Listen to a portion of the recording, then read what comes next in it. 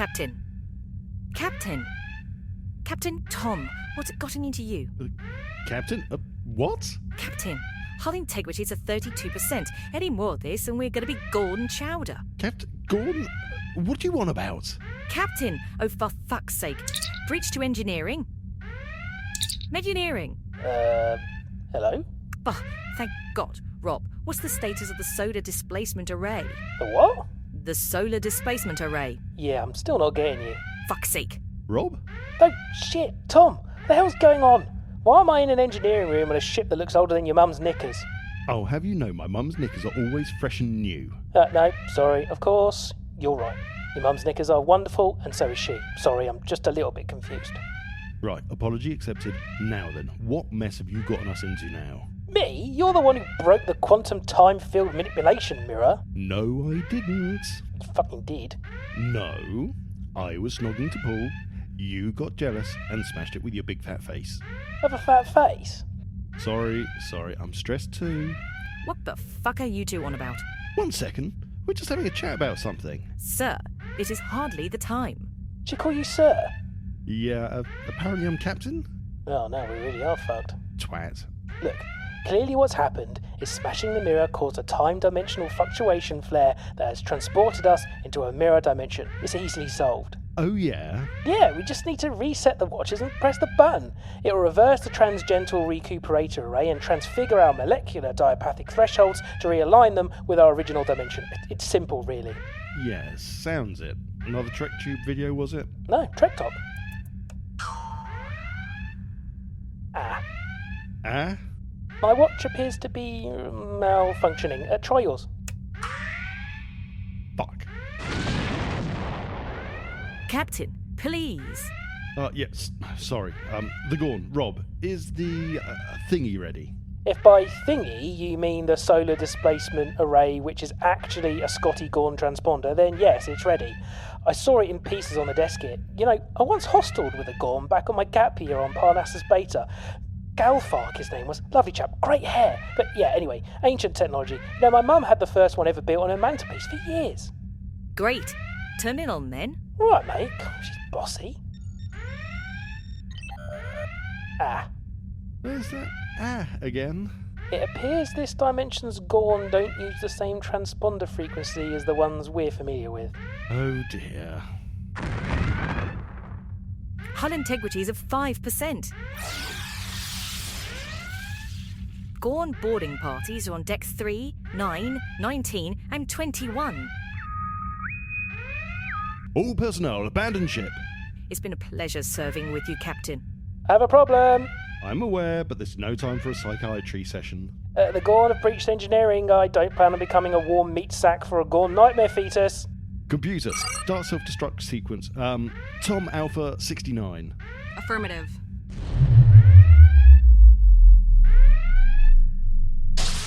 Gorn, on the bridge. Return fire. It's got me! I don't want to be fucked by a super mutant lizard. Tom, it's going to exit me! Rob, no!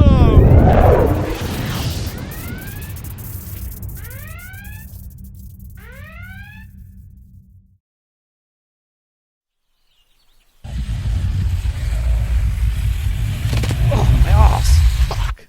Jesus Christ, what the bloody hell happened? Where are we now? Ah!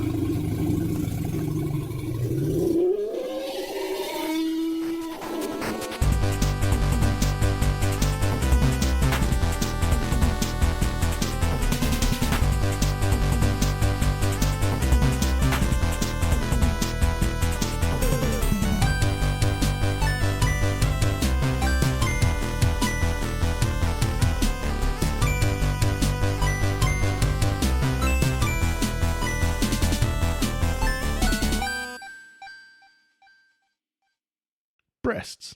I don't know if I actually got caught on this or not. Hello, and welcome to the Untitled Stupid Idiot Show. I'm Rob, he's Tom. Hi. It's been ages. It has been ages, but sci-fi has happened. Lots of sci-fi happened. We've got Lots lots of sausages. Lots of- Sausages sci-fi has happened, and there's lots of sausages sci-fi to talk about. So let's get on with it. No. But first, Beep, beep, boop, beep, click, click, beep, boop. right, there was a guess the intro. How many weeks ago? A long, long time Well, ago, what is in a it? galaxy 2, far away. 4, 6 weeks ago, or whenever the last time we had an episode, and we had a winner, as I just recalled by going through one of my socials, and the winner, drum roll please. Thank you. Incredibly realistic drum roll is James. James again. I'm not going to say his surname. James, well done, mate. That's at Jimbo8e6.bluesky.social. He once again, for his second time, he's the first person to ever get it done right twice, I think. I think so. I think so. Not even managed that one. Beep that. Stop. But no, we're not saying names. Or No, I'm going to start dropping that R word in all of the You bloody not. I nearly did when we were outside the church. It was God that stopped me. Right, so well done, James. You've got all 6 of these correct. And I actually had to go into your message to me to remind myself what they even were. Well done. So let me just open up the file and we'll play and we'll sit. I will guess along with you. He's pointing at this because I haven't unmuted it. I was just going to say, I didn't Thank know if you'd you. remembered or not. I hadn't. Thank you. Can you hear me? Can you hear me, Jake? Can a response normal?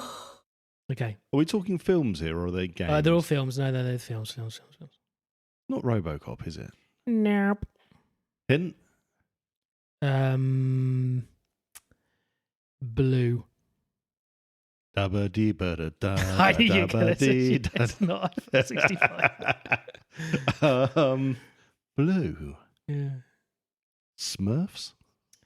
Miranda and I went to Disney's version of their land when we were on holiday. Well, that was either Super Mario. I think I sent you a photo. Oh, shit, really? Floating islands. No, yeah, I can't read that from here. Oh, she's cheating. She's in the rotation. Oh, go on, tell me what it is. Go on, Miranda.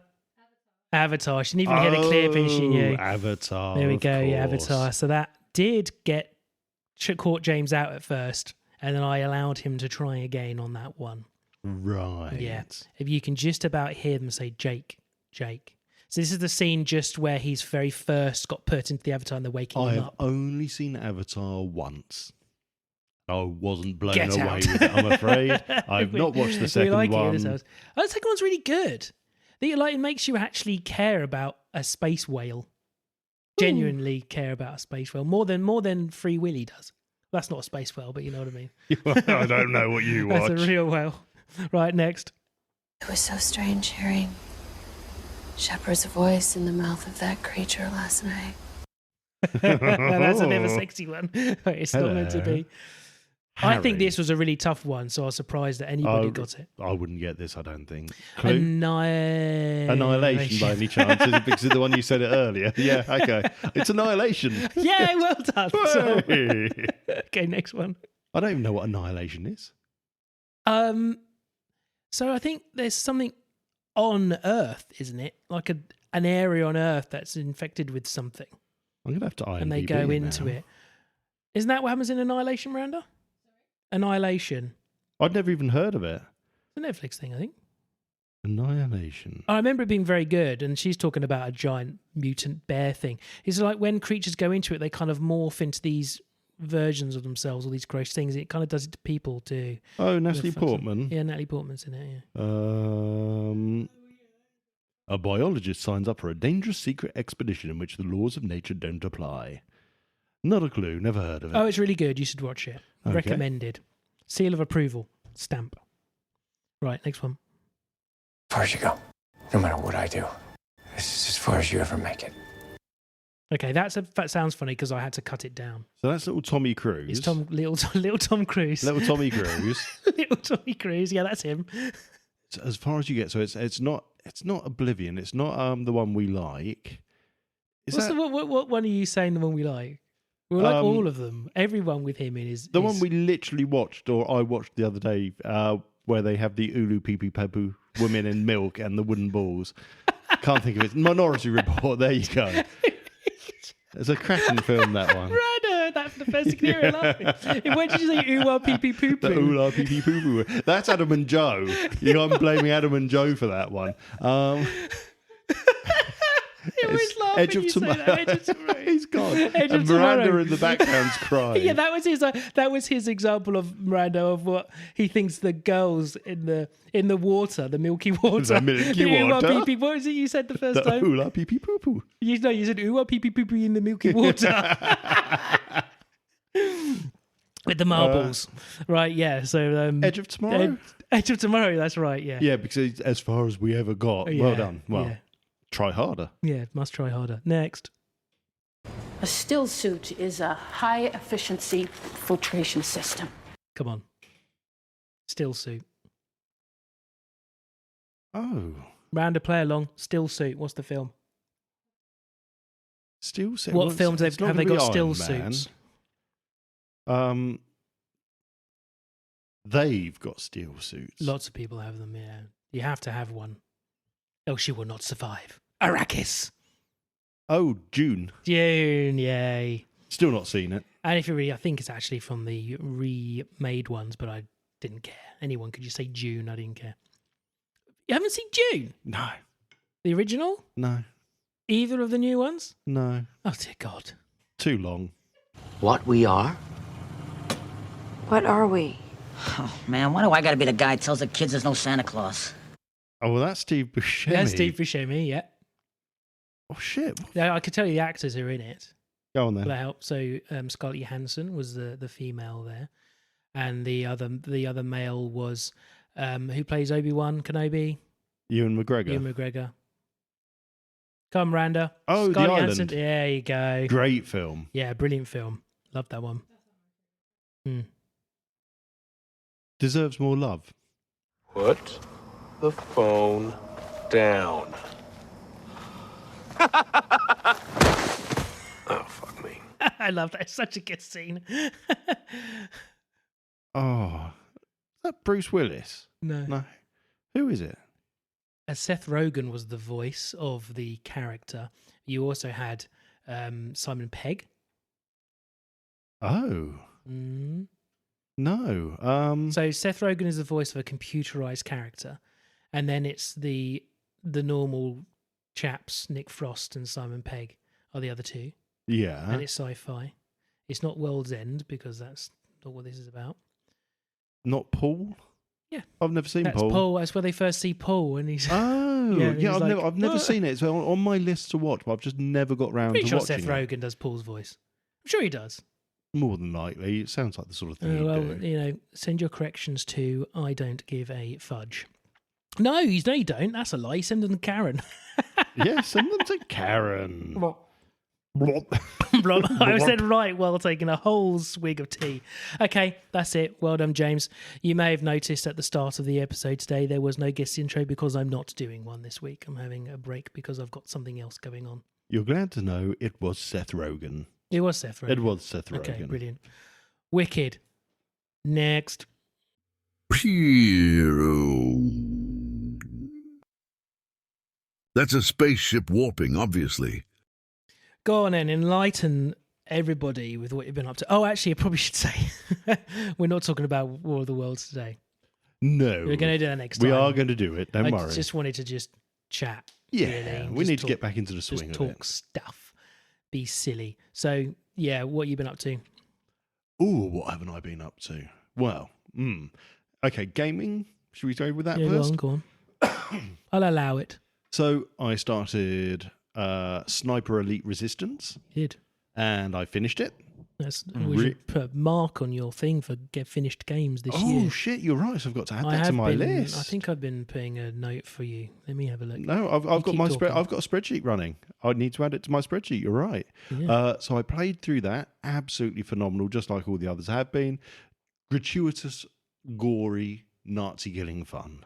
There's nothing more to it. Beautifully done. The cities that are created are just absolutely massive. It's just, I did. I spent 2 to 3 hours at minimum on each level, and I didn't even find all the collectibles.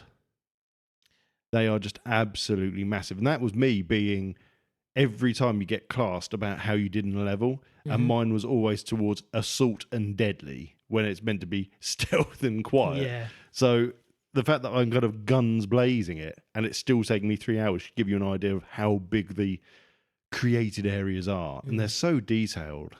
Well, I joined in for a bit, didn't I? You did. They got us killed straight away. Not much stealth happened. The Gestapo didn't like you. Let's put it that way. Yeah, they didn't like me. They heard you were a Spurs fan. I was all about that freedom, and they weren't having any of that. No. So there was that.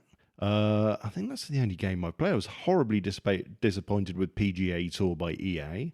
I'm not going to bother going into that, but it turns out I can't cancel my order with games. So Golden Sea for the win. Oh, you can't cancel it? You can't too cancel late. it. It was too late. No. Well, you can just send it back. I'm not going to. Oh, okay. I'm going to keep keep you it. can just send it back. And just say, No, we're going to have... Not what I expected. We are going to have Golden Sea fun at my house. Oh, okay, cool. Any of you that don't know what Golden Sea is, it was the best golf game that a pub could ever have. It had a giant trackball in the middle, and many a time we nearly broke fingers and hurt ourselves. I wonder how heavy it is. Do you reckon we could get it in my van? Probably. We could do like a Golden Tea night. Oh, I'm not saying that we can do it yours. I'm just saying... No, 100% we can, because so these cabinets are by a company called One Up Arcade, and they sell them in Smith's, the toy shop. And they do a Mortal... Oh, it's those ones. I've seen the Mortal Kombat one, yeah. They do Mortal Kombat. They've got a Street Fighter one. So is it a micro cabinet? No, it's full size, this one. Okay. Well, the Mortal Kombat ones are full size now as well. And the Pac-Man. They do a 3/4 size as well and all sorts. But they've got an LCD panel in them. So it's an LCD panel. It's reinforced glass in front of it because Mark will be playing. Probably Perspex, but either way, it should be light. It's only going to be a plywood cabinet. It's not going to be anything major. It's plywood. It doesn't have the CRT in it anymore, and it's probably a new kind of board. Well, it's got multiple games in it, right? Because the original was just one. Yeah, I don't know which version I'm guessing because. So at the moment they're selling the 35th anniversary, so it's 35 years old Golden Sea. Oh God. And that seems to have more games on it. And Game really have listed very little about this cabinet. So I really don't know what version's coming. I can't believe Golden Tea is older than I am. If you want to believe that. But the fun thing will be who gets the brown shirt. Oh, yeah. Well, John Rule. Is John going to be on there? John Rule. Oh. Have we spoken about John Rule on the show before? We must have. We have on the Variety Show. I don't think we've done it on this. So the John Rule. I invented this rule. So there was a guy in the kitchen called John, and there just so happens to always be somebody like a computer-generated person on the leaderboard called John, Jon, because it was only 3 letters. And John wasn't particularly good at it, and nor was the fake John. So we come up. Well, I remember saying, I don't remember who I said it to first. Maybe I even said it to you first. Like, we need to have a rule where to up the ante of the game. If you score you less, have to beat John, no matter when you're playing. Everyone is in the John rule, but you can't. If you're not going to play the John rule, you have to announce you're not playing the John rule before anybody hits the ball. So if anyone in your group hits the ball and you haven't announced you're not playing the John rule, you're in tough. You can't get out of it.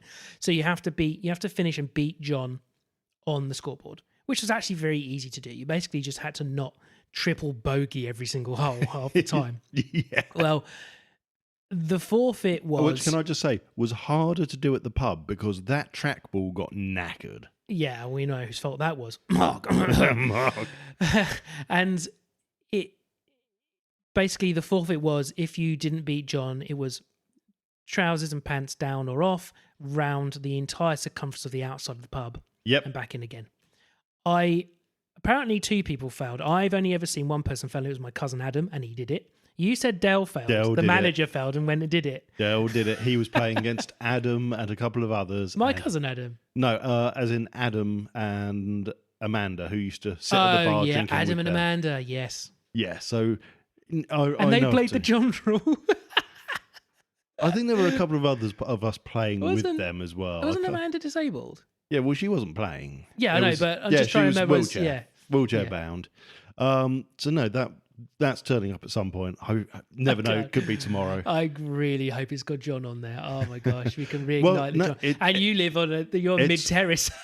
It's got Wi-Fi. It's a long walk. It's got Wi-Fi, so it's got live scoreboards. Oh no! Imagine if the person who's like top of the world charts is called John. Oh no! But it's literally got live scores every day. Oh, that's really cool. Which I think is really cool. Yeah. So I'm looking forward to that one. That's all the gaming. Film-wise, obviously, we launched The Land Before Prime, which all of us are involved in. All of us from the variety show, Untitled Sci-fi show, Lightly Used, Who Takes the Socks Off, all taking turns at reviewing old DVDs or cinema releases. Nothing streaming, hence the reason it's called The Land Before Prime. I have a question about it.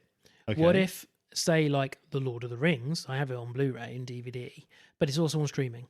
Yeah, the only thing I would say about that, the idea of the DVDs was to also say about the bonus sort of stuff, because you don't get that bonus stuff with streaming, do you? So sometimes a DVD has some really cracking bits to it. So as long as you know what the score is, not a problem. So I should be aiming to, I mean, I've got loads of DVDs, be picking something that actually isn't available on streaming, not just something. Ideally. And one of the things I'm planning on doing, I'm going to drop an email to Crap Exchange, CEX, and say, look, you have an entire shelf dedicated of £1 DVDs. If I give you £5 once a month, can you randomly choose some DVDs for us to send to our reviewers and have it as the CEX pick?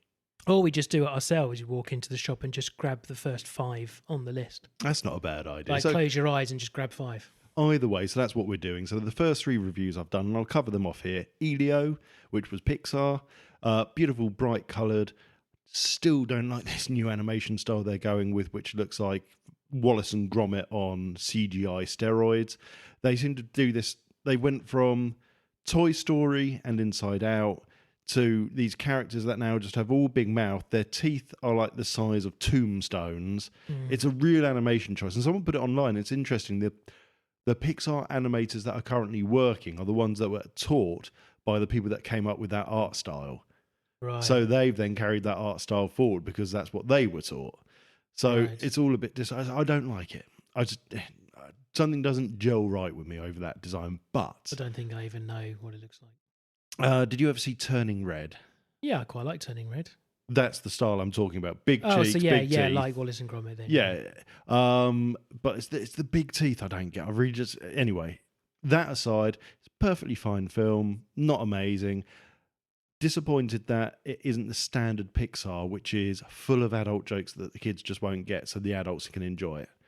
Very little to it. It's got the typical dark Disney stuff like dead parents and him being beaten up brutally by bullies. So it's classic Disney. So that was that one. I saw 28 Years Later. Yeah, I'm jealous. I would like to see it. It's good. There's a zombie that's got a penis down to his knees. Nice. He's called an alpha. Hence the reason the title of that review was Hung. Okay, I haven't listened to that one because I don't want to spoil. Because they're spoilers. We're not hiding spoilers in those. Yeah, 100%. So what you need to know is Land Before Prime, they are 100% spoiler. It's 5 minutes. You only get 5 minutes of the review, and we say the entire story of the film and then what we think about it. So yeah, it's full of spoilers. It was fine. It was okay. Good fun. A bit drab here and there. Didn't feel like anything near the quality of the first film. What I will say, very, very disappointed in one of the choices they made, considering other people for once, which obviously I don't often consider other people. Yeah. But the choice they made for it, I think, is a bit poor show. What I'm not a fan of is it's a trilogy. Yeah, that's surprising. So the next one's January.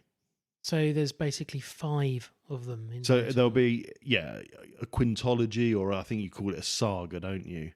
So it'll be a saga, but the next 3 films are part of a trilogy. So you've got 28 Years Later, the next 28 Years Later, and one more after that. Apparently Cillian Murphy turns up in one of them.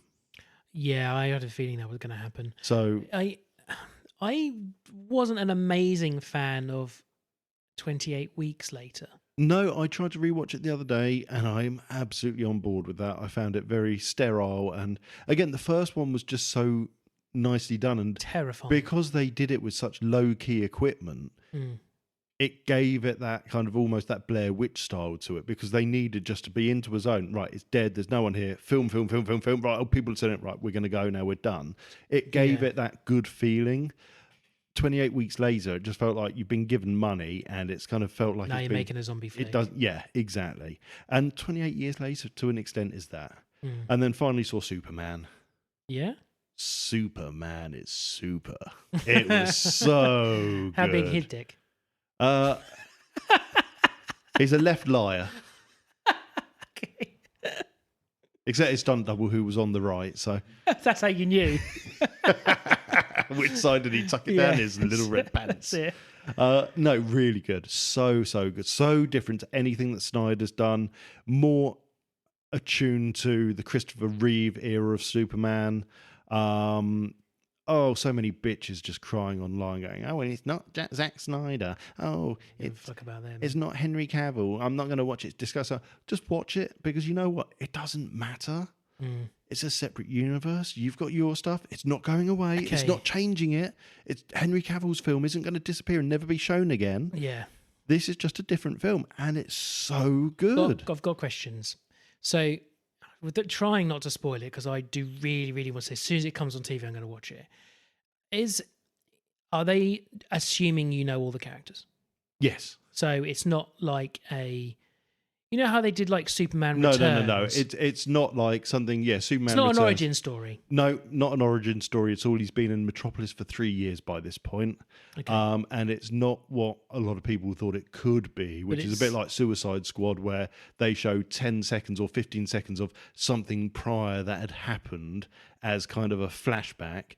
All the characters you see in the advert are key parts of the film. And they are like, you know who Superman is. Come on, let's just get on with the Superman story. That's really cool. Is that basically what they're doing? 100%. Okay. And as I think we've both spoken about this before, the trailer is quite hectic. There's a lot of characters. Yes, there is. And it doesn't feel messy? Not at all. It's very clean, very, very well done, very emotional at parts. Lex Luthor, I could not imagine a better casting. Yeah. Good. Unbelievably good. British actor Nicholas Hoult, known for Skins. And Mickey Blue, thingy Blue Eyes, whatever it's called. Mickey Blue Eyes. Oh, I didn't know he was in that, but he's been in a load. It was when he was a kid, right? That's him as a kid. Oh, possibly. He was highest paid actor for this, $2 million. Whereas David Corenswet was $750,000, same as Lois Lane's character. Because we just watched him in Lex Luthor. We just watched him in Juror Number 2. Is that right, Miranda? Yeah, Juror Number 2. Yeah, all I can say, mate, is when you see it, you're going to be blown away. Just, it embodies what the comic books and what people think of Superman. Whereas I enjoyed the I didn't enjoy the Zack Snyder universe. I thought a lot of it was utter shite. But I enjoyed Man of Steel. Yeah. I really enjoyed Man of Steel. I thought it was a really good action film. This isn't an action film. It's an action film. It's a thriller. It's... Actually, you know what? It doesn't even have that much romance in it. There's a couple of moments in it, but actually, it just sticks with it being a traditional superhero movie. Yeah, well, the thing about the romance, it doesn't need to have Lois Lane falling out a fucking building. It doesn't need to have her as being this damsel in distress. She can just be a human being. Exactly, and that's how they've got her in this. Yeah. They don't, she's not having to be saved all the bloody time. She's not running around screaming her head off like an Indiana Jones film. I mean, I love Indiana Jones films, but you know, the first three, as good as they are, any female character in it is just running around screaming because that's what they thought women are meant to do. The woman in Temple of Doom. Oh my God. It's really difficult. Don't. It's just, why have you done that? There was just no need for it. Yeah. Where there's none of that in this. All the bollocks about it being woke, I'm sorry, I don't know where that's come from, but it's phenomenal. Yeah, because I saw all that and then I asked you about it and you're like, what?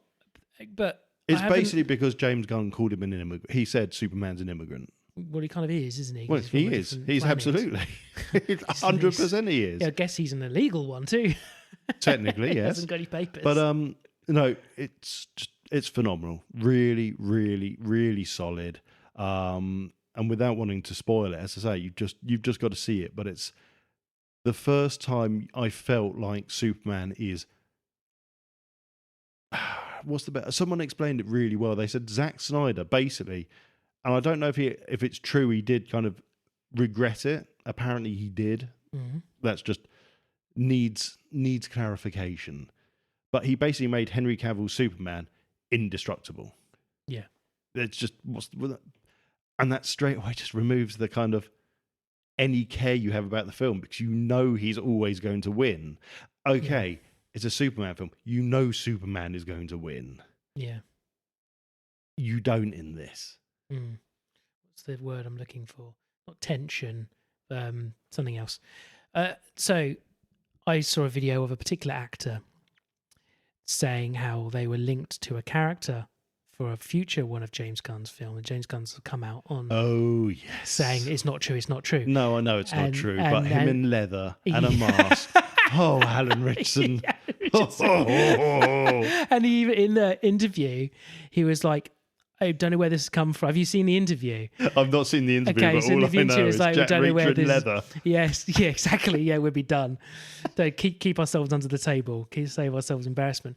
Oh my why God, is the table lifting? The solid oak table is going off the ground. Maybe it's Giant from Gladiators. Well, he literally says, I don't know where this come from. James Gunn has come out and said it's not happening. You know, I haven't been linked in any way to it. It's just come out online that I am. So he's Alan Richardson as Batman. Yes. And then he does the Batman voice. And he said, I 100% would play this and I would do it for free. Yeah, and James Gunn has said he wants to use him in something, but he's just alluded to something. I think he could be Batman. I think he could do. I mean, I love Robert Pattinson as Batman. I think it's brilliant. He is brilliant in I'm Batman. disappointed that's not being carried on. But I think I think they can just keep doing a separate thing. I think they can just do a separate thing. So right? James Gunn is vice president of DC now. Right. And basically this is a DC universe reboot.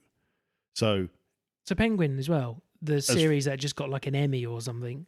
Not sure. All I know is basically Superman is the start. So I don't think we're going to get another Robert Pattinson. Oh, damn. Which is a shame, but at the same time, does it mean we're going to finally get a Batman that's not an origin story?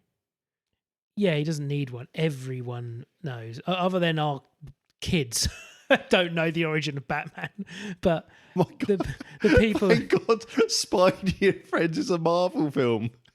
Yeah, it's a Marvel series. Can you imagine that was a DC series? Spidey and Friends. Come on over, Batman. My mum's making us food. I wish I had a mum. Yeah, well, to be fair, Spider-Man doesn't either. That's true. He lives with his aunt. Got an aunt. Yeah, and a dead uncle. They don't touch on that in Spidey and Friends. That's left out in Spidey and Friends. And by the way, they've gender swapped everyone, which is really confusing for poor T when we're going around the Marvel universe. What? And like, why is Doc Ock a man? It's like, well, when Daddy used to watch it, Doc Ock was a man. So, oh, Electro was also a man. Yes. Yeah, Venom was also a man. Yes. Everybody was a man. Including Gwen. Yeah, Gwen was a man. No, that would be the new one. Dangerous. Are you finished? Oh, yeah. I think we're just finished, full stop, aren't we? Right, yeah, maybe. Insert new non-Star Trek related transition effect here. We're back. After doing stuff off air.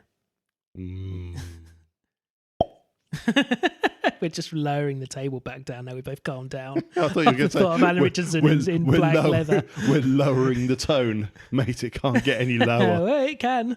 Give me a chance. I've got to talk about what I've been doing. So I've been on holiday. You have? We're not going to talk about everything about it. We're just going to talk about the sci-fi related stuff, and the other stuff we're going to talk about on the variety show next week when this comes out next week. So, yeah, went to Florida, took T around all the theme parks and stuff. Where am I going to start? Aeroplane. Let's start on the Aeroplane. Great film, underutilized comedy, needs to be shown, does not need to be remade. No, it doesn't need to be remade, but would they have, what's his name on that too? Oh, Liam Neeson would turn up in that one, yeah. Oh, I've put that as well. Oh, have you? Yeah, oh, 1st I of need August. to see that with you. Oh, well, 1st of August, I'll tell you what seat number I'm on. Okay, right. Yeah, I really want to watch that. So, Yeah, we went with Virgin. So on the Virgin flight, they got their entertainment system. They had loads of stuff on there. Yeah, you Loads of sent me stuff. the WhatsApp clip using your free Wi-Fi from your watching an advert. I watched an advert which gave me like 5 minutes of free Wi-Fi. So yeah, you watch a 30-second advert. So basically you just put it on mute, put it to the side of me, do something else for 30 seconds, pick it up again, hey, free Wi-Fi for 5 minutes. Couldn't do that for T. I had to pay for his on the tablet. Bless him. Anyway, loads of stuff on there. Loads of series, loads of films. It took me the entire flight to watch one film, by the way. But I just want to comment on, like, they had loads of series on there. And I was like, I wanted to watch Yellowstone. Yeah. Everyone goes on about it because Miranda wasn't that interesting. We tried to watch a little bit of the first episode at home. She wasn't really bothered. So I was like, oh, they've got Yellowstone on it. I'll go watch it. 3 episodes of season 5. Like, thanks, Virgin. Yeah, thanks. Like, what? Just expect all of us to have ever seen Yellowstone, and then only 3 episodes of it too. It's like, well, that's not going to get you. These 3 episodes have cowboys in I it. really think, like, if you're going to put a series on, you need to put series all of 1, all of them, or series 1, not 3 random episodes. I don't think it was even 1, 2, and 3 in season 5. 3 random episodes of a mid-season, or maybe 5's the latest season. I have not got a clue. I haven't seen it. So I have no idea. I still haven't seen it. I would have done, and I would have been able to talk about it, so it's their fault. The film I did watch was Better Man. So that's the Robin Williams film with him as a monkey. Oh, right, okay. You watched it? Not yet. I really want to. After we ripped the piss out of it, going, oh we my did. God. All I've heard is glowing reports about it. It's so good. So it's quite long. I think it was like 2 and a bit hours or 2.5 hours. Now, the first half an hour, peppy, origin story. I'm a kid. I'm going to be a superstar. Oh, my dad's not dead, but he has left me. You know. Now I'm a pop star. You sure it's not a Disney? Yeah, that's what it's like, a bit Disney. Now I'm a pop star. Now I'm in suspenders. Great. You all know the story of Take That. Then it becomes Train Spotting. Oh, God. It's just like drugs, sex. Everyone hates him. He hates everybody.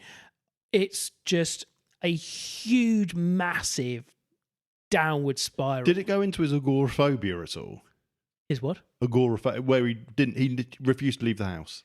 Kind of. Because he basically became afraid he was going to be abducted and UFO. He went full foil hat. There is a bit which didn't make sense to me, where right near the end he's like lying on a lino on a pond in his massive mansion's garden. Okay. And I think there's like a UFO coming down to abduct him, but it's actually like the headlights of a car or something. Yeah, so from what I understand of his history, basically before he had his kid, he wouldn't leave the house. He was afraid everyone was out to get him, conspiracies, aliens were going to get him. And until he had the kid, and then that helped him get past it. Yeah. That's horrible, horrible ending of his. He had some tough things kind of happen to him that were out of his control. The industry really fucked with him and his first kind of long-term relationship with Nicole Kidman, wasn't it? Appleby. Not Kidman, yeah, sorry. The one who was in that Appleton. Appleton. Yeah, the one who's in the girl band. You know, her manager. I don't know how much of this is true. I have no idea. Was very manipulative and it, destroyed them. Well, I would argue that the world music industry, not just the UK music industry, is an industry that needs to be kind of put under the spotlight and just fixed full stop, because everything from bloody Taylor Swift through to Robbie Williams through to anybody, you don't hear anything positive. Yeah. But this is definitely a if you have stocks in cocaine, they're going to go down. It's not a good selling point for any kind of drugs or alcohol or anything. Fine. So it was difficult because obviously T was sat next to me. I was like, every now and again I'm pausing it. That's why it took me so long to watch this film. If he showed any interest towards the screen, I had to stop it. But the CGI on the monkey, absolutely incredible. You basically think the monkey's there.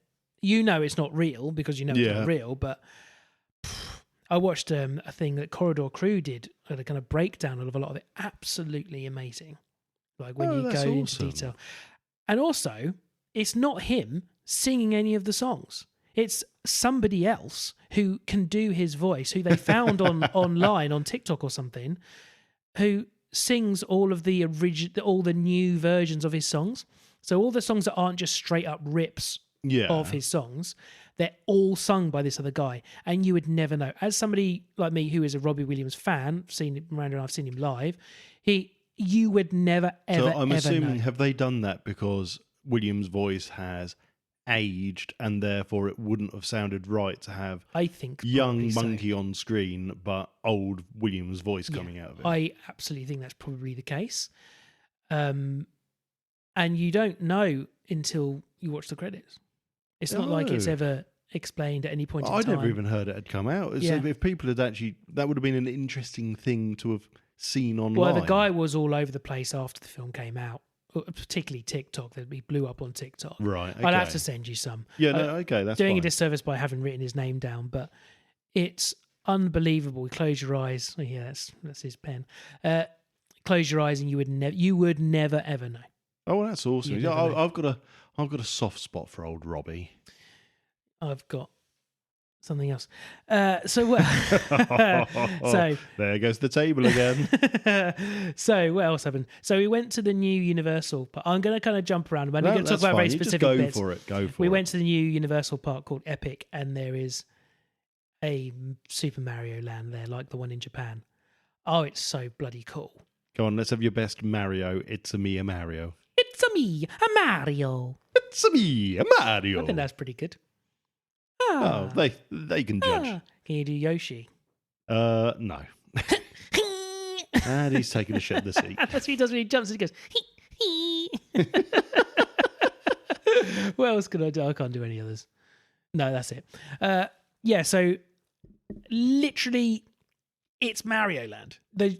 Whatever you think Mario Land is in your imagination, that is exactly what it is, but with less hookers and strippers. Because I know that's what you would be imagining Mario Land to be. Well, I'm imagining the 90s film Mario Land. Yeah, no, it's not that. Damn. That would have been a completely different one. Yeah, just a slum. That'll be what we get in Bedford. That's basically Demolition Man. I think they use the same sets because it's basically the underground of Demolition Man, isn't it? Yeah, so what you get, right? So if you've got all of them have apps now, Disney and Universal. They've all got apps on your phone for maps and really good up-to-date wait times for rides, which is actually really bloody helpful and cool. NFC everywhere. God, MSC. Good job NFC doesn't give you cancer if everyone's going to be riddled with it.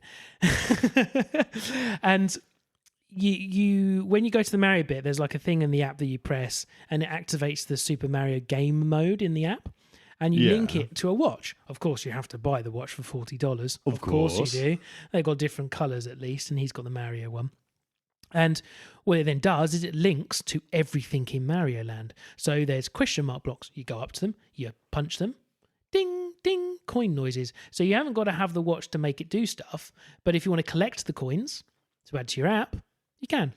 And there's loads of stuff to do. Every time you go on a ride, you put your watch on it, only in the Mario bit, put your watch on it, and then you get stickers. There's like 300 or 400 stickers to collect by doing loads of things. So That's when you're in very like in the Donkey Kong queue, there's this bit where there's two statues at either end, and you have one person at one end has to activate it while one person at the other end of the queue has to activate it. Oh, it's Helldivers. Yeah, basically. You've got to go up, down, right, left, right, up, down, and then you've got to turn the dish. No. You both have to activate at the same time. So you'll hear it, you'll do it, and you hear bling, bling, and the whole ceiling goes all sparkly. And if someone does the other end, then the sparkles can join and turn into a giant banana. It's brilliant. Nice. So he got that, which was like, there's like 5 or 6 super kind of stickers that you can get. That Golden Banana was one of them. So there's one for each bit, like one Donkey Kong, one Toadstool, one Mario, one Bowser, one, and then one other one. I'll try and keep close to the mic. And you loads of stuff like that around, and you get points. And as I said, stickers by doing loads of things. Collect a certain amount of coins, you get stickers. And then there's loads of little things. I found a little shelf hidden away in the corner with loads of Pikmin on it, which was very cute. Got a photo of it. Yeah. And then the big thing is you can get keys.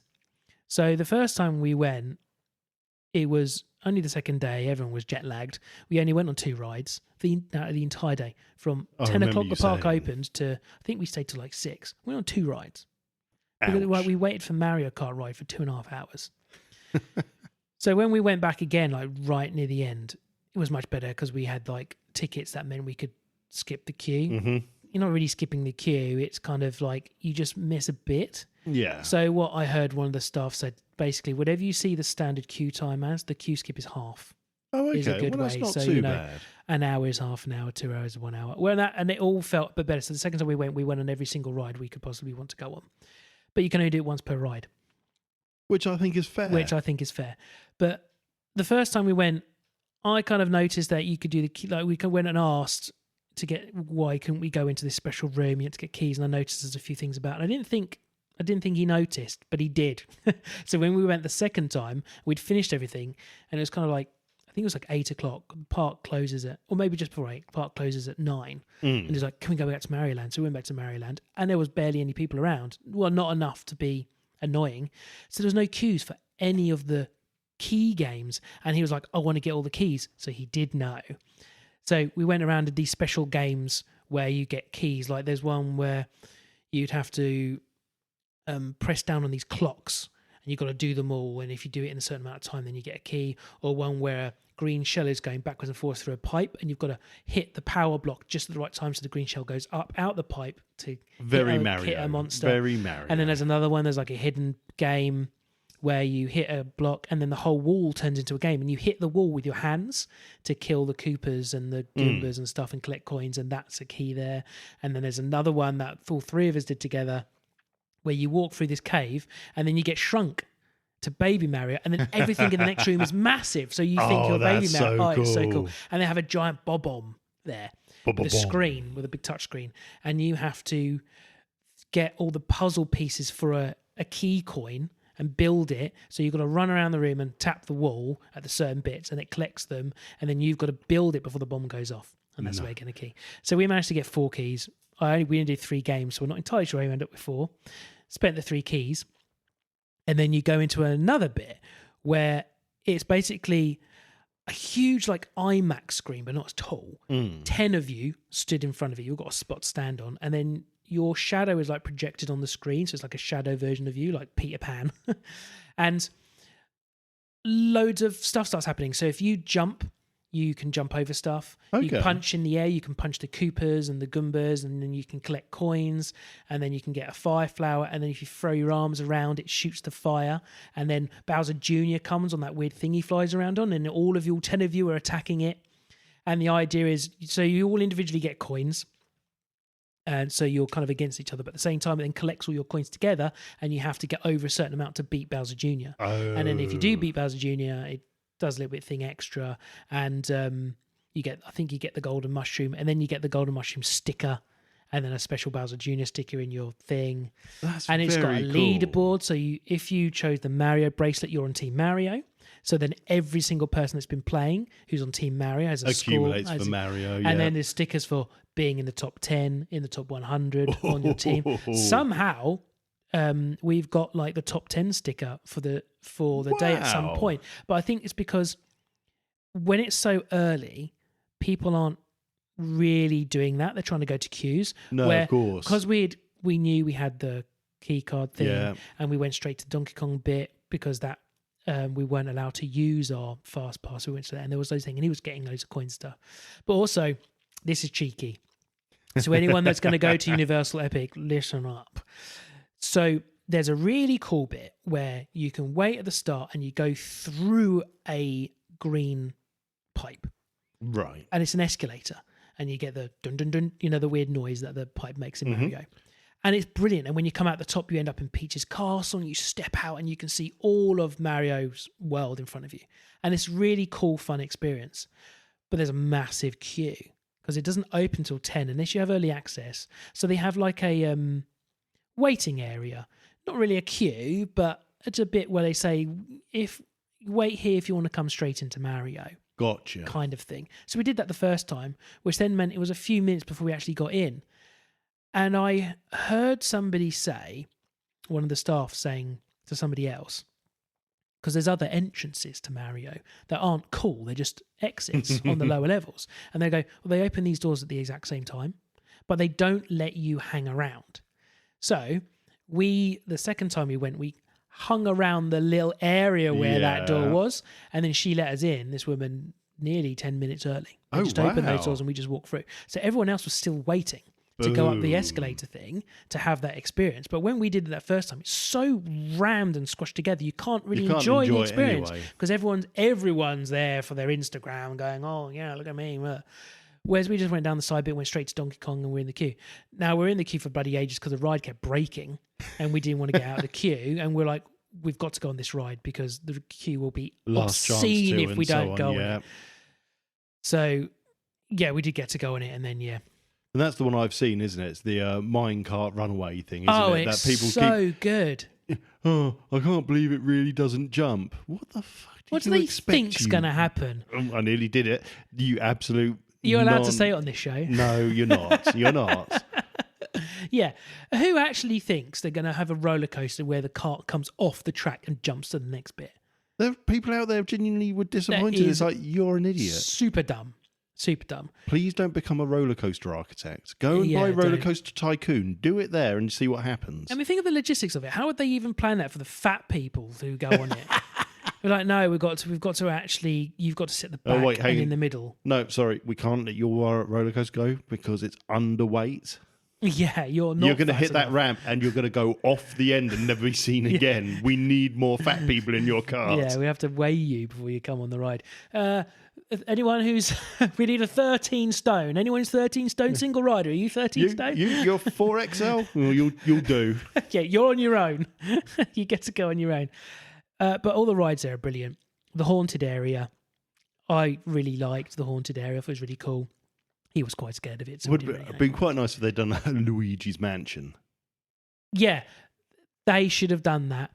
So they've plenty of room to expand. There's so much space. I mean, America's massive. They can just make other little bits. But Luigi's Mansion, that's a really good shout. They could have another little bit and have a haunted ghost ride for kids of Luigi's Mansion. That would be so cool. Could you imagine you get your own little backpack with a vacuum and you've got to go around and vacuum the VR ghosts or even just the ghosts on the wall. So you could just do projectors. And as soon as, if you put something like a retro reflector on the end of the vacuum, as soon as it got there and you got the sensor looking for make that ghost disappear into the vacuum. So you could have them run around vacuuming up things. So there's a Minions ride that you stand on a moving floor. Yeah. So you stand on a spot. I got told off because I knelt down. And you have a gun and you shoot all these screens. They could just be like that, where you stand on this platform that moves around and you have your gun. That's probably what they would do. I don't think they would let kids run around with this technology in their hands. No, well, that's fair enough. You're probably right there. But I think that would be what I would have. And I think, call me old-fashioned. Okay, old-fashioned. Cunt. Mario 64, I'd have big golden frames all around the place that you could step through into different worlds like Mario 64. Okay, when you go into Peach's Castle. Oh, it's not, pictures is it? on the left and right. Yes! And they change. And one time, if you I've got a photo of it with T because he loved it. It turned into the Bob-omb picture for the first world in Mario 64. Oh, mate. Yeah, I've got a picture of it. That makes my heart happy. Because he's played it so many times and he goes for the pins. He's like, and he was pretending to jump through the picture. It's great. Oh, yes. So that's Mario World. It is so brilliant, Mario World. It's just, I would say give the place a year to settle down. Maybe even longer. It's not going anywhere. Kinks. Yeah, no, it's not going to. It was just so busy.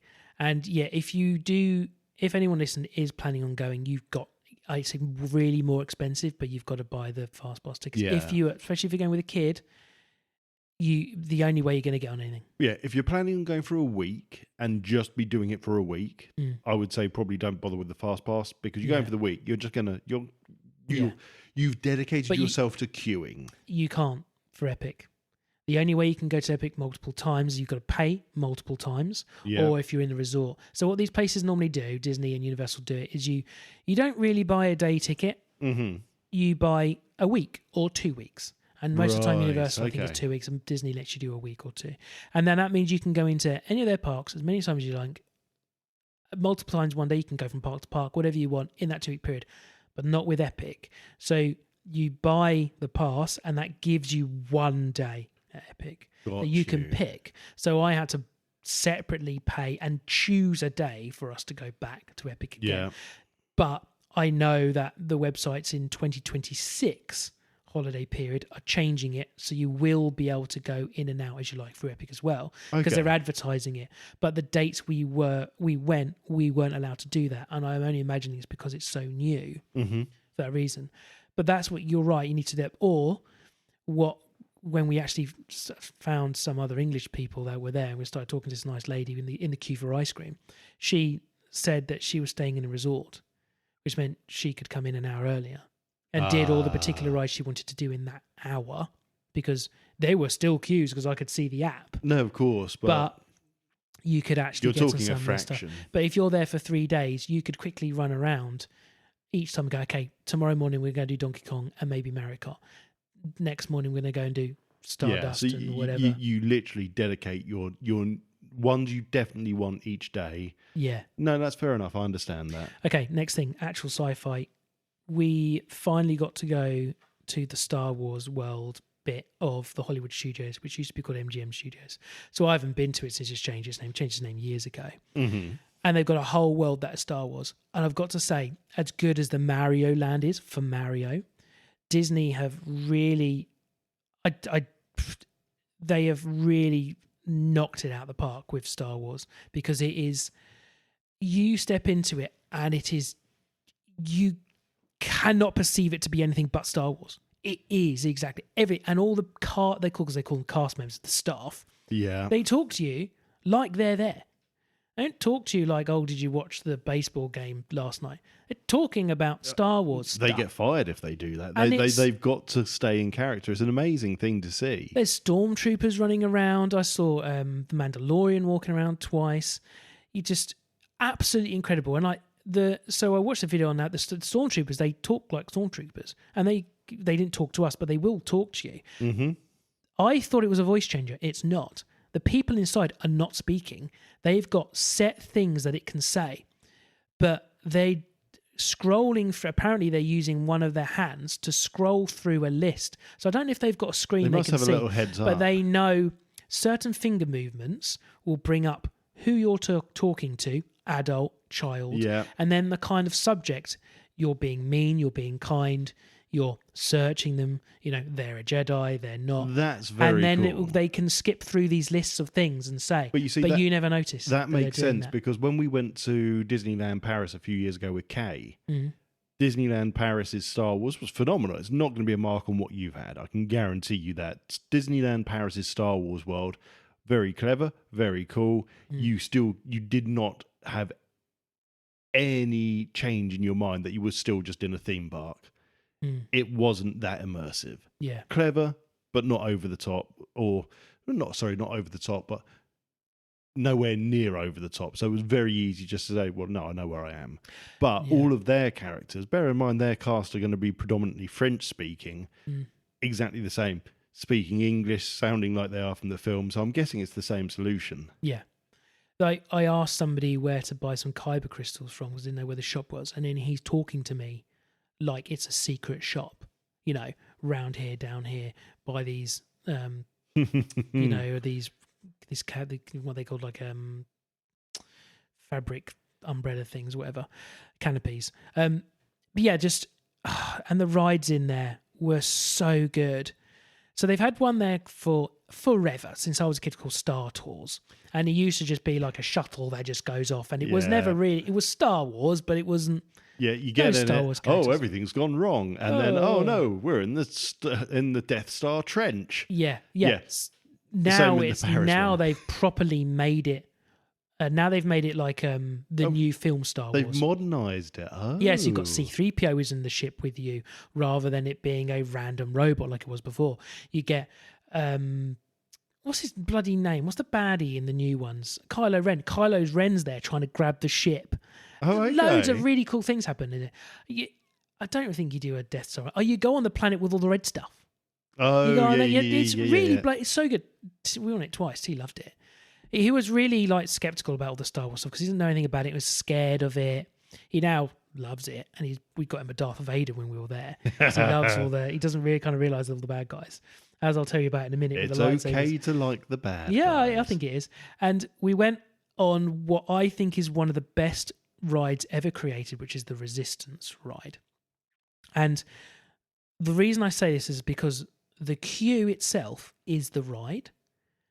Imagine in the Hoth, and you're going through all the tunnels of Hoth. Yeah. Well, so you're going through something like that. You're not on Hoth, but you're going through these tunnels, and you can tell it's a resistance hideout. You've got all of the weird,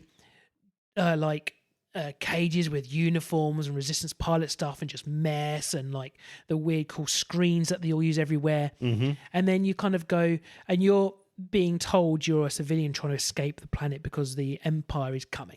Nice. And the resistance are trying to get you off. So Are they now? yeah, they're trying to get you off. This is And Leia. As part of the queue, you go into this. Suddenly, you're in this open area, and there is a spaceship there.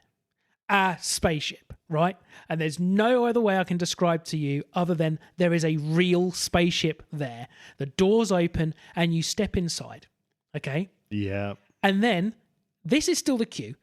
There's now a screen in there. There's characters. There's the fish. There's a fish man. You know what I mean. Yeah. I know. And Grandma Toff, or his name is, but not him. Christopher Lloyd. And you then take off the planet. The ship you're standing in is moving around, and you're breaking your own fourth wall thing. The door you come in is going to be the door. You go out. No, sorry. The door you come in isn't going to be the door you come out of, because you're going to step out the other side, and that's going to be the other one. No. You step out the door that you stepped into, and it is totally different. You're now on a spaceship, the bad guy spaceship, with like 20 or 30 stormtroopers stood there, and the commander people, and now all the staff are now and they're being mean to you. Because now you're a prisoner, and they're not being nice to you, telling you, stand here, stand here. How many of you? Stand here. You there. Don't talk. And like, you feel like you're a prisoner. And I was like, this is the most immersive queue I've ever been in. That's absolutely awesome. And then you get put in an interrogation chamber. And it's got, you see the main general from the new films who's in everything. And Kylo Ren are talking on a balcony above you, and then one of those black robot things come up out the ground, with all the bits on them that they're going to do. And then you get broken out, but they don't just open a door. Someone's plasma cutting the wall next to you. And it looks like they're plasma cutting the wall. You have no idea there's a door there. It looks like a wall. It's not like one of those pretend ones go, oh yeah, there's a door there, mate. That's going to be... No, I was stood there. That was a wall, and now it's a plasma cut door. And that's why they don't let people film on these, because it ruins the magic. Yeah, so I'm ruining it for all of you. Sorry, everybody. And the door gets plasma cut open, and then you are escaping, and then you get put in this weird little thing, and then it's the ride. And the ride, I don't know how to explain. I would say I'd never been on it, but I went on the Ratatouille ride a few days before, and it's just like that. So you're in this weird 4-person seat thing. I don't know how it works. I tried to explain to my dad, and my dad's like, magnets, because the magnets explain everything. There's no track anywhere. Yeah. There's just a floor, right? And it's moving around all over the place. And there's other people. You're intertwining with each other. Oh, they're all doing different things. I can answer this. Go on, please. It's magnets. A Disney special technology. The floor is thousands of little balls. Then basically, if you look at it, it's amazing to watch. Anything they put on it, they can just drive it around and it will go anywhere they want. Magic. Magic and magnets is the only way to explain it. I've got to say, Disney, full stop on their technology and what they have created for their parks is just amazing. And the amount that they do just to make you feel so enveloped and immersed in what they're doing. I mean, again, not a mark on what that is, but when I went to Paris, this was back in the early 2000s, they had the Armageddon ride. Yeah. So yeah, and I know it was Disney and the Universal. It was Universal at Disney Paris, isn't it? You've got the Disney park, and then you've got the film studios. Anyway, that won't be Universal though. It's a different company. It'd be Hollywood Studios or MGM. No, I can't. I'll look up in a minute. Anyway, I don't know. I've never. It had Armageddon, and again, it's a bit of a walking one, and then you end up on the Mir space station. Oh, cool! And literally between me and you, the distance that's about 3 foot. It's the hole that AJ is down, and they just pump this huge non-stop blaze of fire down it. No safety barriers or anything. Yeah. And when I came out, the girlfriend at the time looked at my face, like, Tom, your face is really red. It's like, yeah, I think I'm actually burnt. It's like, this is amazing. You properly felt immersed into it. Oh, yeah, that was the very first ride. I'll go back to Star Wars in a minute. The very first ride we went on was the Spider-Man ride at Universal. And it was a bad choice because it was actually a bit scary. And there is a bit with real fire. And T was like, fire came out the TV. It's like when he was like, he hated that ride. He was scared of it. He closed his eyes in the end. Anyway, back to Star Wars. So, yeah, and you're going around, as now we know, it's magnets, magic, and balls. And you go around and the screen's happening and Kylo Ren's chasing you, and then you go into a spaceship. It is brilliant. One of the best rides I've ever been on. If anyone ever gets a chance to go, this is where you've got to go, and go straight to that bit. Go to MDN Studios and go straight to the Resistance ride and just go on it.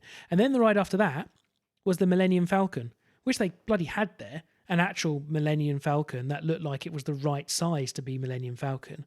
And Amazing. what the ride is, you can be 6 of you, but luckily for us, the first time was only us 3, and the second time there was like 2 other people, but both times we got the same position. You have 2 drivers, 2 gunners, and 2 engineers. And you literally go into the Millennium Falcon, and they have built it. The queue is the Millennium Falcon. You're in it, where the chessboard is and all that stuff. And then they have loads of other doors which all lead to the cockpit. So there's that little bit if you don't care. But you're in the main room. And then you go into the cockpit of the Millennium Falcon. And it's all there. All the buttons, all the things that you pull on and stuff. And then you have... So the 2 drivers, one person is up and down. One person is left and right. Yeah. And you have a few other buttons and levers and stuff. The gunners, I don't know what the 2 gunners do. Miranda did the gunner both times. I don't know what. And then the engineers... do other engineer stuff. Never sat in those seats, I don't know. But luckily for us, both times we went on it, we got the pilot seat. So T got to do both positions. Awesome. I've got photos. You get points at the end and also negative points for collisions. Can you wonder what happened? So you fly the ship and then you have to like try and smuggle away and hook onto this train. And when you're doing that, you've got to fly through these hoops. We never managed it. And then collect and fly off. But wow, brilliant. You're in the cockpit and everything you see is screen in front of you. So you can't lean forward and look to the side and see anything other than more screen. They've done such a brilliant job. That's very cool. And you do feel like you're flying it because I don't know if it really moved or maybe you just kind of thought you were. But like one person, whoever's doing the up and down, also has the hyperspace thing. So you'll hear the person you're going, go to hyperspace, and then you pull the things down and off you go into hyperspace. And other buttons turn on. You've got to turn the ship on. So all of you have got buttons that you've got to click on and click. Oh, wicked. Yeah, we went on that twice. That again, they really knocked it out of the park. And then obviously saying obviously to you because you know, we went and built our own lightsaber. Yeah.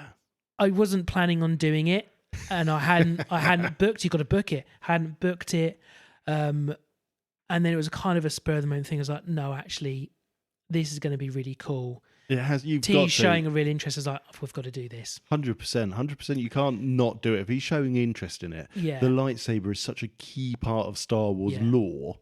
So we went, and I asked this very nice person who was on desk, and they're like, you haven't booked. I'll tell you what. Let me call my manager and just see if they've got space. And they had space. So we went straight in on that one, paid for all the bits. I have to show you it. You haven't seen it. No, I've not seen it. I'm looking forward to it. And it's in the dark too. So the just there is the blade's in there. Not part of the hilt. The blade comes off the hilt. Oh, wow. So it's a big old pet. So you've got to get that back they on the fly. They gave us that for free. Well, luckily, so apparently the Florida Orlando Airport's TSA agents are very familiar with those. I bet and they don't count it as anything. They just want to know what it is. You put it through the machine. They know. Of course. They know what's happening. And it doesn't count as hand luggage or anything. You just that's cool. And yeah, so it's not just you go and just build it. You then pick out of 4 styles and you get given a card and they give you a special collector's pin. So I've got a little pin badge, particularly of the style that he chose. So I let him build it, him choose it. Mm-hmm. Luckily, he chose what I actually would have chosen. So that was actually Good quite lad. nice. So thank you for that. You then go in and it's like a secret rebel base and you're building secretly your lightsaber. And there's a whole story and and then Yoda's voice comes through and then you put your lightsaber into this tube, and then you press the button, and then it turns on inside this tube, and you pull it out, and now you've got your lightsaber. And I've got this great video because he wanted red. Yeah. And then they're coming round, and the guy was saying what colours were people, and then he said, and typically the evil characters, or rather the dark side of the Force tends to display as red. He said, but it doesn't mean you're bad, but it displays red, and he starts going Darth Vader, Darth Sidious, a couple of others. And then T, after saying red the whole time, went, I want blue. I was like, dude, it's fine. Red doesn't mean you're a baddie. If you want red, you get red. So we went, okay, red. I was like, good. I'm glad he went back to it because that's what he wanted. That's what he wanted. And he did it. And then he got it out, and you all had to put your lightsaber in the air. And the guy's going around, he stops at T. And he says something, we're going to have to keep an eye on you. Because I think there was maybe only one other person with red. Everyone else had blue, green, and there was one purple. I would have chosen purple. Oh, you would have been the Lawrence Fishburne. I would have chosen, not Lawrence, Samuel L. Jackson. I would have chosen purple. But in the end, I did go and buy every crystal you could get. But there's a thing there's like a hidden black crystal. Yeah. It's like 1 in 100. And I thought, you know what? I'm not going to go and spend loads of money getting it. I'm going to buy one more red one. Mm-hmm. I'll let him choose it. And if we happen to get the black ones, because you can display them. Yeah. Like you can buy the stand, and then you buy these little bits that the kyber crystals can get displayed on, and then they light up, and it's the colour of the crystal when it lights up. So it's like, okay, well, I can have a red one in the lightsaber. So if he wants to play with it, which is not allowed to. Job done. He can, just not outside. The red one's already in it, but I can still have all my little geeky display of all of them. So I'm only missing the black one, but the black comes out as red anyway. So whatever, who cares? But I'm not going to spend 20. Like next time I go, if I ever go again, I'll buy a red one again and just see if I'm lucky. And if I'm not, I'll sell on eBay. I don't need another red one, but I might as well just try. So so he's got his lightsaber. It's absolutely brilliant. I'm sure there's better ones out there, but this one he chose, he made. That's the it's thing. A proper Disney one. It's going to have some real sentimental value for all three of us that we got to do it. And it's so cool. And you can take it apart and change the crystals to have different colours. Makes a slightly different noise. It's brilliant. You'll have fun looking at it when we stop recording. But Star Wars World, absolutely brilliant. I'm looking at my list because I made a whole load of lists of stuff, but I think a lot of it isn't really sci-fi related and more just talking about holidays. We can talk about that on the next one if people are bothered. What else? That's it. So what have I played? I've been talking for nearly 40 minutes. But people don't mind that. Loads of stuff on the Steam Deck, really. Other than I played the Sniper Elite thing with you, I've just been playing on the Steam Deck. Oh, I'll tell you what I have done. Oh, go on then. I found the charger for the Vita. So wow, yes. I've spoken numerous times about what I've done to my 3DS. Big middle finger to you, Nintendo. I've now done it to my Vita. So, turned off the store. I'm going to show you it before you leave. I've gone and downloaded specifically games that you can no longer buy. Yeah, 100%. Because they didn't have them on the cartridge, and the store is now gone. The only way to get these if you don't already have them is by finding the ROMs. So that's one. Have I ever told you my story about the PSP? No. Now, I've got a very soft spot for the PSP just because of, I like media formats, full stop. I like cassettes. UMDs, just like mini disc, I thought were very cool. I loved UMDs. Didn't you get Spider-Man, the film, when you bought a PSP? You got films, you got all sorts. Yeah. No, I bought my PSP from Littlewoods. Oh, yeah. Catalogue. I thought, I'll pay for it monthly. Brilliant. And I bought it with... Old school Klarna. Yeah, basically. I bought it with Grand Theft Auto. It was Vice City Stories that came out on the PSP, wasn't it? It would have been Vice City Stories. It would have been, I think. Or no, it might have been Liberty City. It wasn't Vice City. It was... maybe it was Liberty. No, it might have just been Grand Theft Auto 3, actually. Really? Oh, so we're both talking in BS. I'm just going to double check. By the way, it was... Maybe Liberty City Stories is on the Vita. The Vita was after PSP, right? Yes, it was. The Vita came after the PSP. So... I genuinely don't know what it was now, and that's going to annoy me. But it was the first GTA that came out on the PSP. And it turned up 2 days later, as Littlewoods did, in 2 big parcels. And I thought, what the bloody hell's going on here? They charged me once. They sent me 2 copies of Grand Theft Auto, 2 PSPs. Nice. I waited 2 weeks and no one got in contact with me, so I took it up to CEX and traded the extra game and the PSP fully boxed new for about 6 or 7 brand new PSP games. Nice. Yeah. Oh, well, no one's going to question it. Yeah. But no, big soft hots. I think the PSP was brilliant. Yeah, it was nice. I never had one. Mark had one, so I had a go on it and stuff. Yeah, something about the Vita. It's a nice, cute little thing. I don't get hand cramp on it. I quite like the weird little analog sticks it's got. It's got the touchscreen on the back. There's some cool games on it. And the PSP Go as well. That was a lovely... It got rid of the UMD device, but it was sliding. Yeah, I like that too. Again, I didn't have one. I'd seen one. I think an old friend of mine had one of those ones that slide up. Yeah, so I'm going to have a little go on that throughout the week, probably, every now and again when I'm not editing. Well, it's not a bad idea. But yeah, that's really all the gaming I've done. And then what have we watched?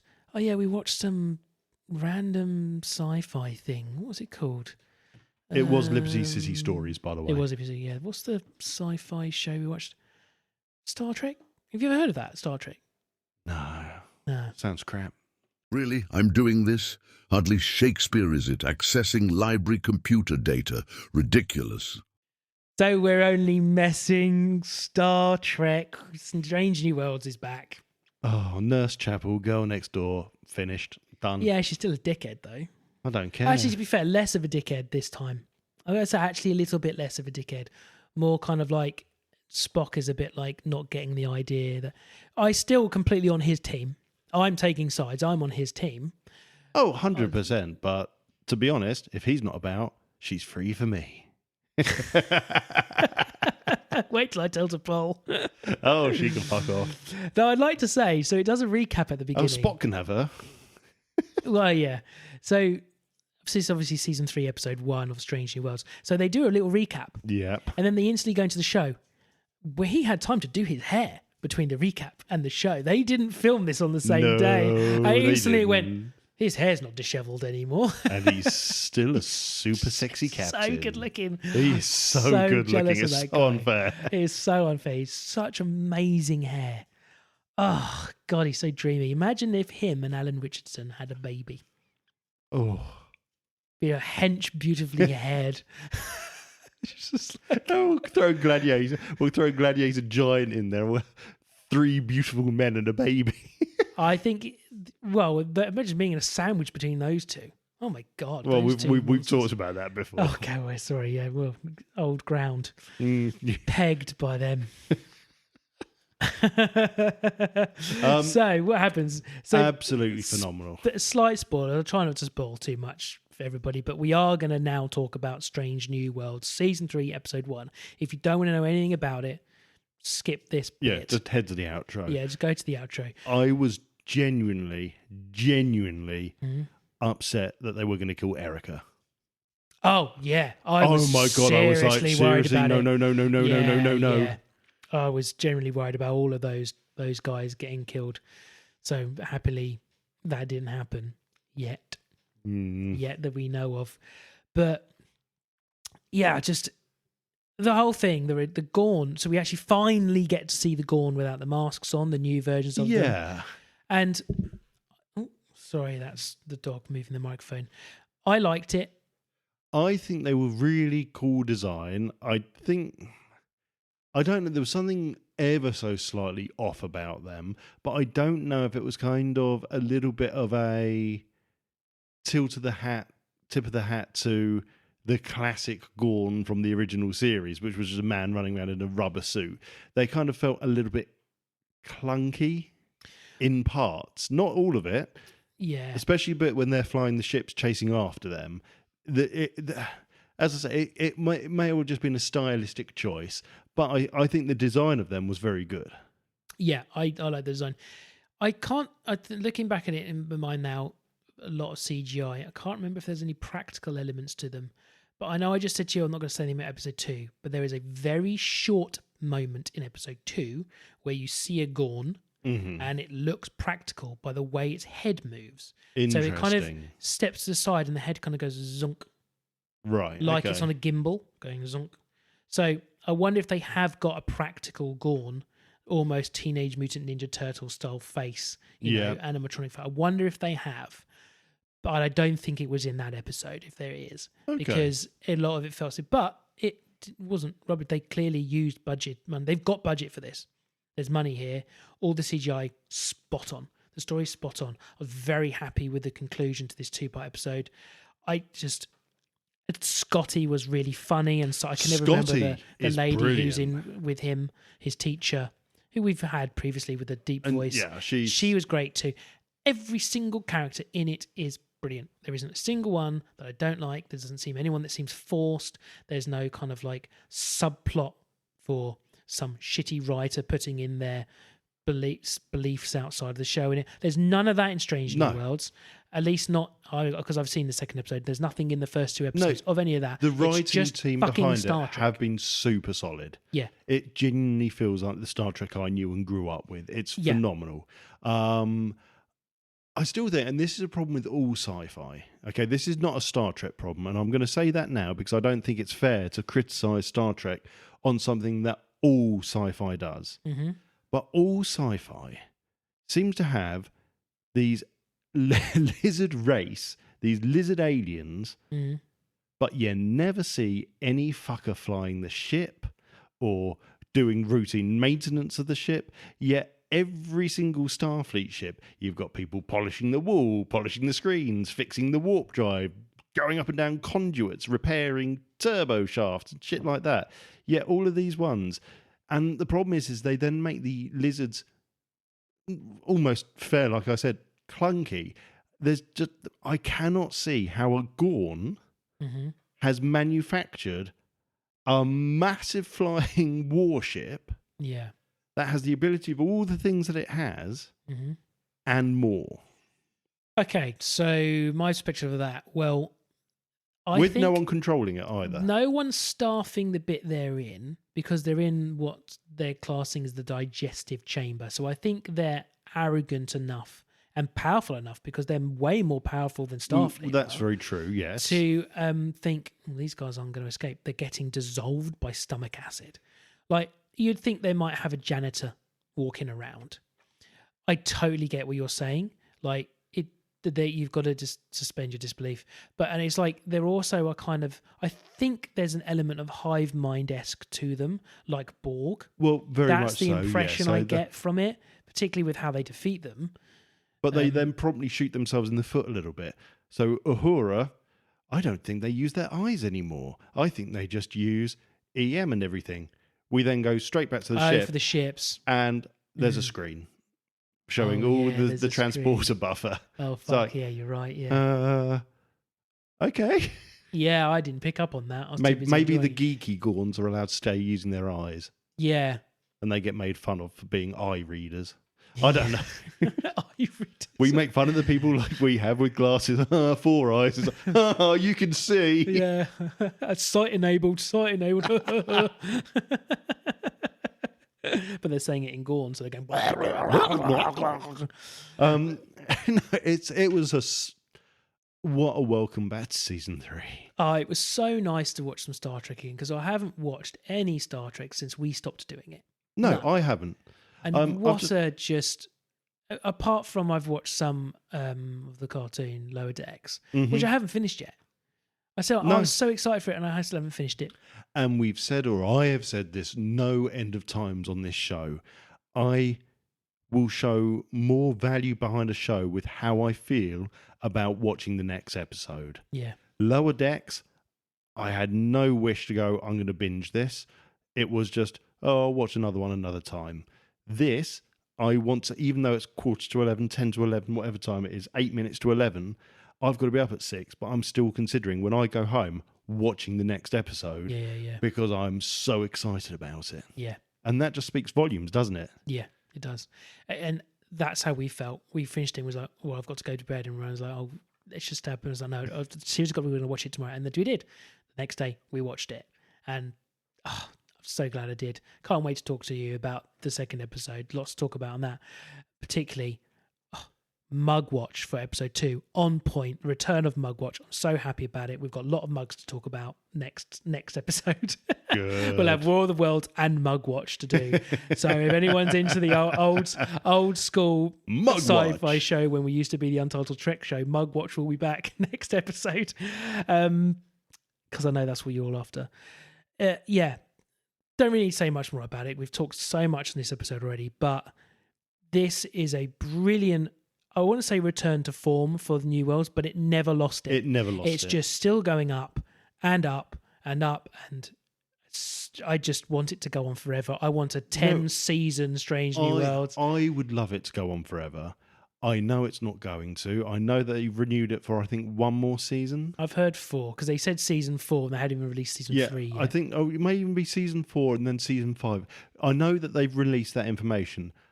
As sad as I will be, I'm actually partly glad, because we've known and seen what Paramount does to things. Mm-hmm. And realistically, they need to go out on a high note. Yeah. We don't want to get to a point like Lower Decks has, which is it doesn't feel like it used to. It doesn't feel like the same quality. Those first couple of seasons we watched and went, oh my God, this is fucking so funny and brilliant. And I don't want that to happen to this. I don't want it to start dragging its feet or feeling like it's got to bring in certain things to appease people, or it's got to do certain storylines. Yeah. I want it to stay fresh. I want it to stay just exploring the world of early Federation, which is what it's doing, and it's brilliant. Mm. And I think the way that Rises are doing at the moment, that's not saying anything negative against them, because they've built a brilliant world that we're really enjoying. I just can't see them going past season 5 and keeping that going. Yeah. I know we used to expect more back in the day. Back in the 80s, 90s, we expected more, and we got that. Yeah. We don't get that anymore. There's too many projects, too much money involved. Imagine now if they did a 24-episode season of Star Trek. Imagine that. How wicked that would be. I'd understand, obviously, the budget would go, but you could tell from the old ones it was the same. But I think everyone would love that. I would love it if it wasn't serialized. So if it wasn't, episodes 1 to 24 are all linked together, which is what they would do. Yeah. They would just do season 1 to 24 and it's just one long running storyline. Whereas you look at TNG, one's my particular favourite, very rarely does a storyline continue past 1 or 2 episodes. Yes, you've got the underlying stories like the Borg and Picard's health, but even then, it's so peppered and dropped about and speckled into the show, it's not a continuous thing. And Discovery, that's one of my problems with it. Every episode, although you've got this slightly different thing happening, it's still just that same story from episode 1. So you're saying you do or you don't want that? I don't want that. Yeah, no, so I thought want you said you did. Originally. South Park the same. I will stand on this tower until I'm literally shot and killed. But early South Park is amazing because every episode was random and different. And as soon as it went to that approach of we're just going to do an ongoing story, like the whole Tigrity Farms thing, it fell apart. And as soon as they started doing random episodes again, straight back up there. Yeah. And that's what Strange New World. Okay, we've got an underlying story, like the whole, he knows he's going to die. Well, they've laid off that a bit now, haven't they? But even then, in the last 2 seasons, it wasn't an every episode thing, or even if it was just a glimpse at the very end with him vaguely remembering it as it faded out of the episode. It was brilliant. Well, like episode 2, again, I said I wouldn't talk about it. Episode 2, the only link to the episode before is one of the characters, and it says at the beginning what happened. Yeah. And then that's it. And then it's an episode all on its own, and it's its own thing. And it's like, yeah, okay, you've still got the stuff, because you've still got like character things like Spock and other ones, you know. So they do have the ongoing character arcs all flowing through, but all of them did that. Yeah. Because you're building the characters. But, you know, it isn't like, oh, you have to watch the episode before this, and you have to watch the episode before that, and you have to, you know, you can go and watch any random episode of TNG like we used to and just enjoy it. Yep. And not have to give a fuck about what happened in any other episode. And excluding maybe the time travel episode and the legal episode. Same with Strange New Worlds. Yeah. those two in particular, I don't think you could. It's better to have seen the episode before. But even if you haven't, they're still great. Yeah, exactly. So that's it. Star Trek Strange New Worlds. Go bloody watch it. Okay, right. Next episode, we're going to be talking about War of the Worlds 1953, the original. We are going to do that this time. And we'll probably talk about episode 2 of Strange New Worlds. Maybe even episode 3 as well. Maybe we'll just do 2. Possibly. Well, no, we'll see. We both watched it. We'll just see how the episode goes. So that's it. Next time, War of the Worlds 1953. There isn't a, whatever it's called, guess the intro at the start of this episode. I'm telling you. Yeah, DJ. okay. Everyone else already know that because they've been listening to this fucking show for who knows how long. Command functions are offline. Right. Thank you, everybody. Thank you. Thank you. You can find us on all the social medias, X, Blue Sky. There is also the Facebook one, Threads, but I do not use it. I don't use it. So if you're messaging me on Threads, I will never see it. I've just messaged the variety show on there because Tinder, Grindr. Oh yeah, we're on Grindr. I haven't got any follows, unfortunately. OnlyFans with Alan Richardson. OnlyFans, me. We wear a mask. We take it in turns. God, don't. I'm raising the table legs again. Email us, podcasts@channel84.co.uk, or I don't remember the new ones. Rob at Untitled Sci-fi show.co.uk. I genuinely can't remember. TJ at the variety show.co.uk. I think so. Or just put channel84.co.uk also works. Carrier pigeon, flare gun, smoke signal. We'll probably see it. What else? That's it, isn't it? Find us on channel84.co.uk as well as all the other Studio Channel 84 network shows like Lightly Used with Karen Adam, who have just celebrated their 1-year anniversary of podcasting. So woo, well done, you guys. And Who Takes Socks Off with Simon and Ross. And I didn't stutter, got it correct. Thank you, everybody. Well done. Let's go play with my lightsaber.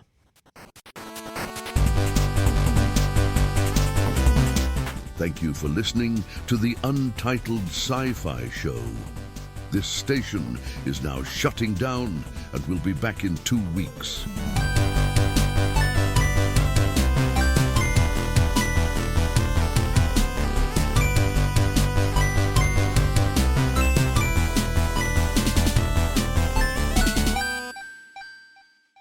May the Force live long and prosper inside of you.